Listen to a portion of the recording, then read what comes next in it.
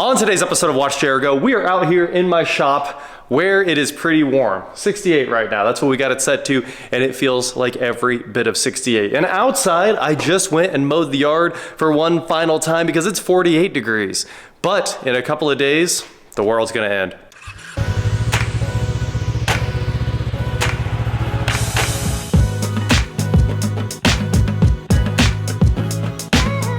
What is going on, guys? I am WatchJRGo, and today we have some predictions from the weather centers saying that it's all going to be Texas 2 years ago again, when of course everyone's bills went through the roof, everybody was without power, natural gas prices skyrocketed, things were rough, and other people are saying it might be another one of those 30-50 year storms, likening it to the ice storm we had here that shut Kansas down for like 2 weeks. So I've seen people all over the place filling up every single gas can they own, just out buying up all the bread and milk already here in Kansas. I don't know why, but they buy all the bread and milk every time there's talk about a storm.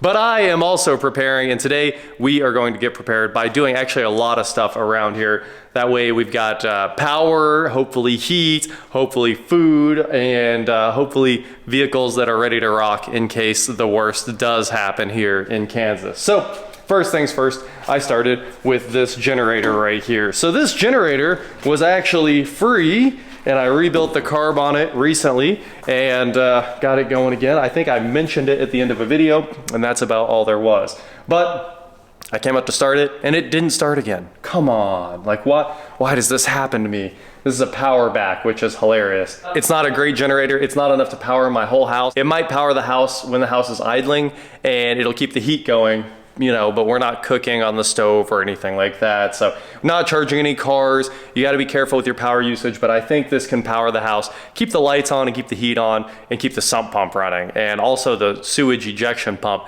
Those are the keys to make sure your basement doesn't flood, and this thing will definitely keep me in business for that. And we've got a lot more solutions for that as well, and we're going to get everything going today. So a lot of ground to cover, but the first part of the ground is making sure this thing starts right up, and I'm pretty sure it will, so we're not on full choke, we're at 3/4 choke there. Let's give it a pull.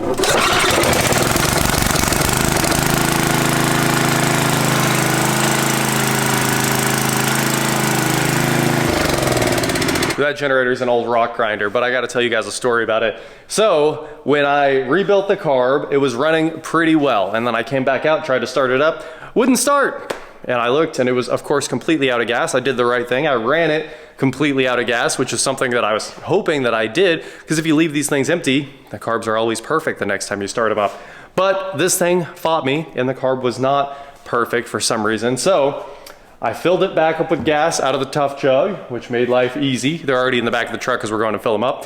And I gave it a hit of starting fluid, and it started up, and then it died, started up, died, started up, died. It wouldn't stay running, and when it was off of quarter choke, it would just die. So I grabbed a can of BG 44K, full can, dumped it in here with about 2 gallons of fuel, started it back up, let it run at quarter choke for a minute, shut it down, and came back the next day. And you guys saw how well it just ran. It's no longer backfiring when I go to zero choke. It's just running perfectly. It was hunting. The governor was sitting there hunting all the time when it was before the 44K, and literally, if you needed a commercial for BG 44K, they don't pay me, they do give me their 44K, but it works. There is no question in my mind that it just fixed this carburetor, and I didn't have to do any work. I didn't have to pull it back off. I didn't have to clean it again. I just dumped in a can and let it eat, and it sucked all the trash in just like I wanted. So now I know I'm ready to depend on that carburetor again, and we're gonna have a bunch of fuel on standby to make sure this thing can power the next stage in our power defenses over here. And of course, you guys know that one as well because we made a whole video about it. I have the Anchor whole home battery backup on the house, and the generator is going to charge the anchors, and the anchors are what are going to actually power the house. So I've got this one plugged in out here. It's at 100%, and it's ready to either power stuff out here, emergency, heat, light, whatever, or go inside and power the house. We are in here with the 1960 Lloyd Stearman Mercedes, and Brandon's over here what up? Taking pictures for Bring a Trailer. But before this thing goes on Bring a Trailer, I have, obviously, we have the carb rebuild coming. We got our new fuel filter, and we have, check that out. They look like those things you use on bowls, you know? Yeah. The things we don't talk about. Brand new donuts to hold the exhaust up. So these are the OEM donuts, which are actually reasonable to find. I think it's the one part that everybody kind of sells. Over here, we know we need this one because it doesn't exist at all. We need this one because it's destroyed, and we need that one, and okay, so there's 4 of them. And where is the 5th one? Or maybe we just have an extra. I don't know for sure. You see another one of these somewhere? I don't. I don't either. It looks like the clutch quit leaking, so that's amazing. We might have a clutch now. These wheel wells aren't bad either. No, actually, there's no rust or anything under this, which is incredible. Yeah, I mean, it's a museum kept, actually. We can put museum kept. All right, guys, I'm gonna grab a pry bar and start ripping these things off of here. It looks like a spoon, or you know what? We're gonna cut them. Let's just cut them and then hang these with a pry bar. So you'll need some kind of pry bar to get in there and get the angle that you need to make these hook on, but after that, it should be relatively straightforward. So let's jump in here and rehang the exhaust. Fresh rubber. So we've got our new exhaust hangers here all laid out, and we've got our coolant reservoir from an old Cadillac here to catch this thing as it falls down, as it does. It's very official. Yeah, exactly. And all right, it's not moving too much, which is nice. I will say you have to put these on a specific way. The exhaust hooks almost all the way around, and the top doesn't hook nearly as much. So you gotta get that part on. Ooh, moving all over. And then you gotta get this part on. Okay, I'm sure that one's probably super easy. And the next one is dropping stuff in my eyes like crazy. So I'm gonna close my eyes, get that going, and let me get a big pry bar here.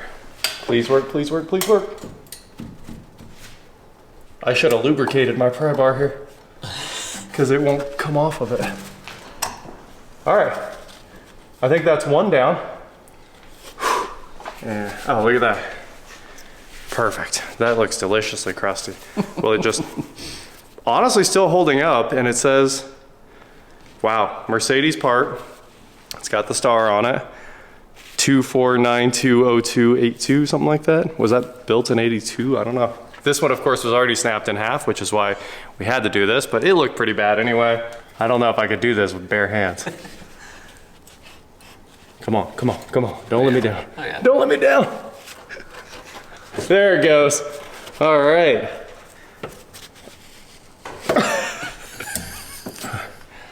One more, the hardest one. We got the fintail back on the ground with the exhaust all supported again. Look at that, that's how it's supposed to be. Solid, and it's got some wiggle room there with all those fresh mounts. Where are we at? Oh yeah, you guys can see them. So we got all those popped on, and now it's back to work on the rest of this thing. Carburetors are coming very soon. We got them all boxed up, moved over to my dad's, so it's time to finally tear those things down, clean them up, and get them back on this car. Not that we need it if the world's ending, but since these are heat pumps, we can actually keep those running on the batteries too.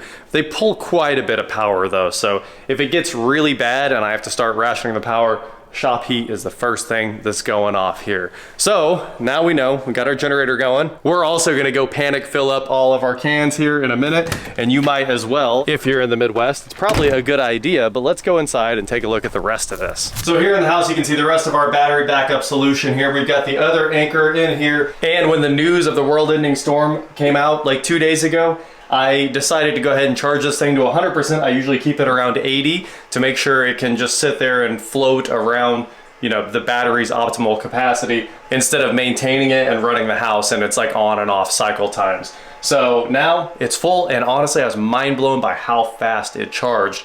I know we charged them all when I made that old video, but the other day I flipped it to 100% and I went back and looked like 30 minutes later and it was full. So it will suck down some power and keep it for those emergencies. The next part of our emergency prep is right here, and it is, of course, the rack.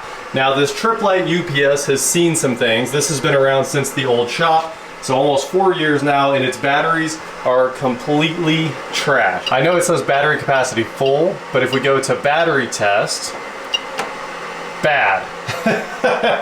So every time I've lost power recently, or I've just been flipping breakers trying to search for circuits, I've been losing the entire network instantaneously, and it's because these batteries have aged out. So I luckily had already ordered new ones, and they're right here, and today we are going to put them in. At least I hope we're going to put them in. This is a little bit sketchy. The way they ship them, oh, there's the other caps. The caps all fell off. Wild, Amazon. Seems dangerous to be shipping batteries with no real protection from bad things happening. Also, this is messed up. We gotta do a little fixing. Ooh, scared me. So first things first, we gotta get this rack cleaned out now that we're finished with all the sheetrock. There's nothing else for this thing's fan to suck in. And I'm gonna suck all the Dream Machine and the switches vents out as well, just to make sure there's nothing inside those. We are going to vacuum like crazy here for just a moment, and hopefully after that, this rack looks pristine again, the way we put it in.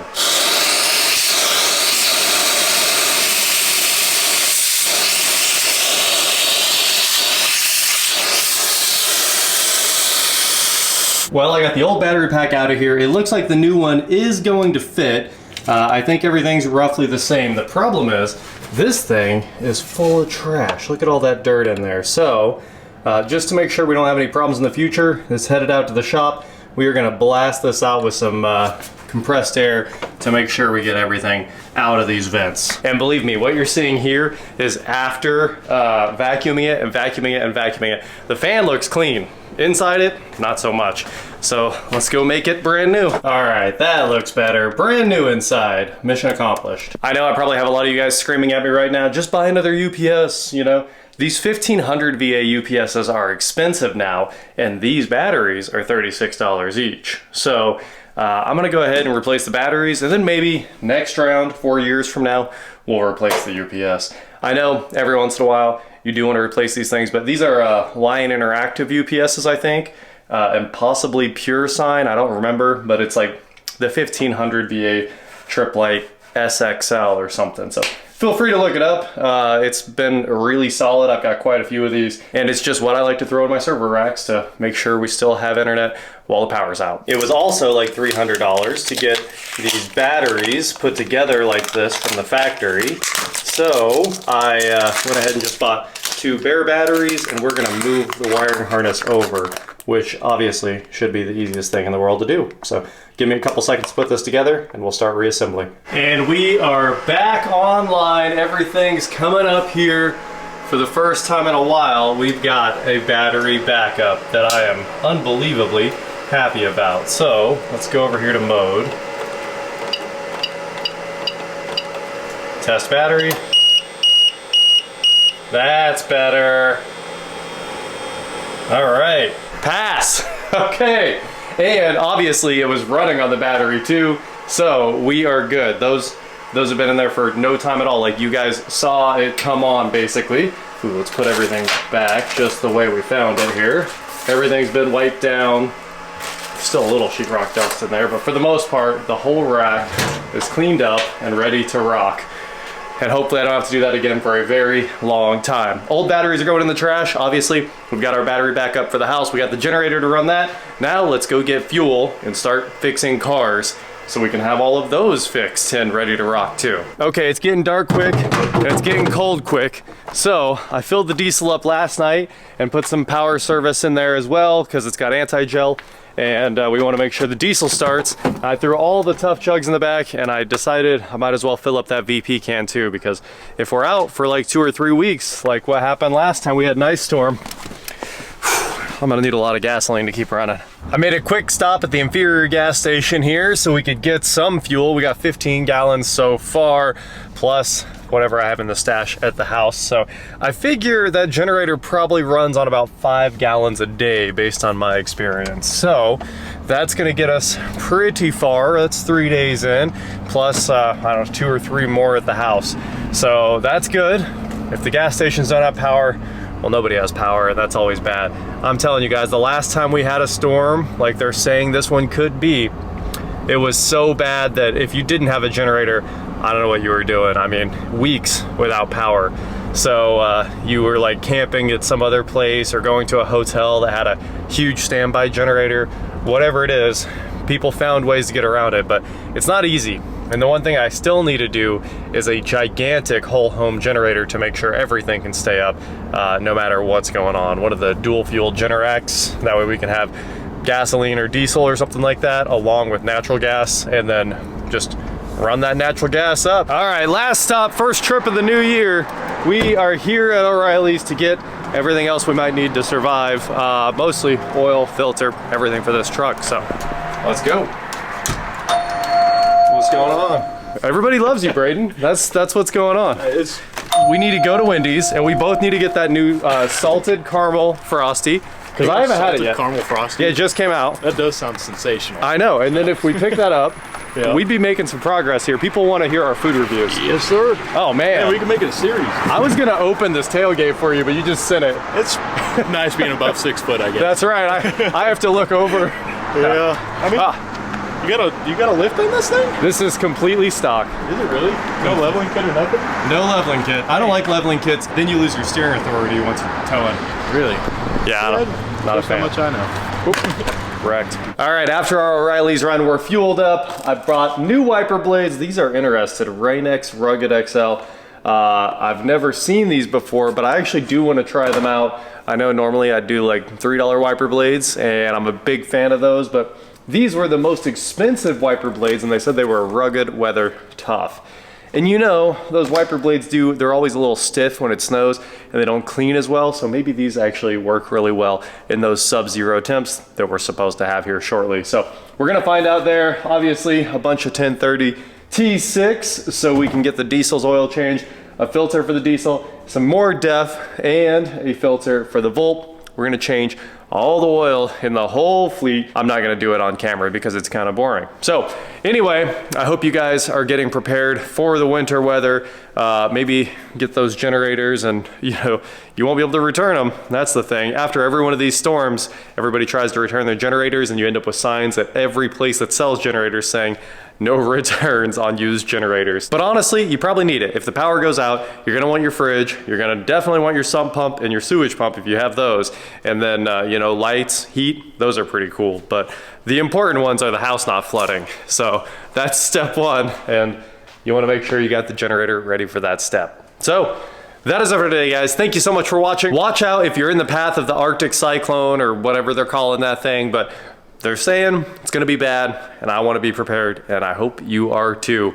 Don't forget to head on over to shop.WatchJRGo.com for cool shirts just like this. And please like, share, subscribe, do whatever you wanna do, and I will talk to you next time. Good old BG44K. I am mind blown by how well this thing runs after one good hit of that. I was saving that can for one of the cars, but whatever. The generator is probably a little bit more important. Unless it goes in the car, the generator needs the power, then they're both important.